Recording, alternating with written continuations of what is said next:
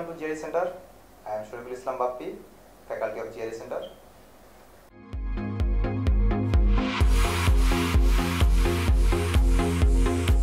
পুরাতন জিআরই স্কোরকে নতুন সিস্টেমে কনভার্ট করুন। সো আমরা দেখিনি পুরাতন জিআরই স্কোরকে আমরা নতুন সিস্টেমে কিভাবে কনভার্ট করতে পারি। আপনি যদি পুরাতন সিস্টেমে জিআরই দিয়ে থাকেন, যেটা আগে 2011 এর অগাস্টের আগে থেকে ছিল, 1600 এর পরীক্ষা যেখানে কোয়ান্ট এবং ভার্বাল প্রত্যেকটিতে 800 করে মার্কস থাকতো, এখন হচ্ছে আমাদের রিভাইজ জিআরই, যেটাতে হচ্ছে 340, কোয়ান্টে 170 আউট অফ অ্যান্ড ভার্বালে আউট অফ 170। সো ধরে নিলাম আপনার পুরাতন জিআরই স্কোর আছে, যার মেয়াদ এখনও 5 বছরের ভিতরে আছে। সো আপনি সেটা দিয়ে অ্যাপ্লিকেশন করতে পারেন। কিন্তু আপনাকে সেটা যদি কনভার্ট করার প্রয়োজন হয়, কীভাবে কনভার্ট করা যায় দেখি।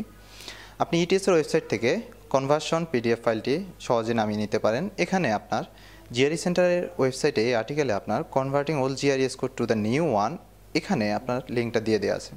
সো আপনি এই লিঙ্ক থেকে পিডিএফটি যদি ডাউনলোড করে নিন, আপনি দেখতে পাবেন এরকম একটা পিডিএফ আপনি পাবেন। সো সেখানে আপনার প্রায়র স্কেল যদি ভার্বাল রিজনিংয়ে 800 হয়, সেটা কারেন্ট স্কেলে 170 হবে এবং করেসপন্ডিং আপনার পার্সেন্টাইল র্যাঙ্ক হয়ে দাঁড়াচ্ছে 99%। এরপর এখান থেকে আপনি দেখতে পাচ্ছেন আপনার 740 হলে কারেন্ট স্কেল 169 হয়ে যাচ্ছে আউট অফ 170-তে, অ্যান্ড পার্সেন্টাইলের স্কোর আপনার 99%।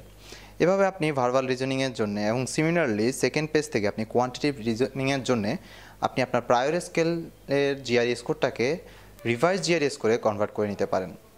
আশা করি আর্টিকেলটি দেখে, এই ভিডিওটি দেখে এবং আর্টিকেলটি পড়ে আপনি উপকৃত হয়েছেন।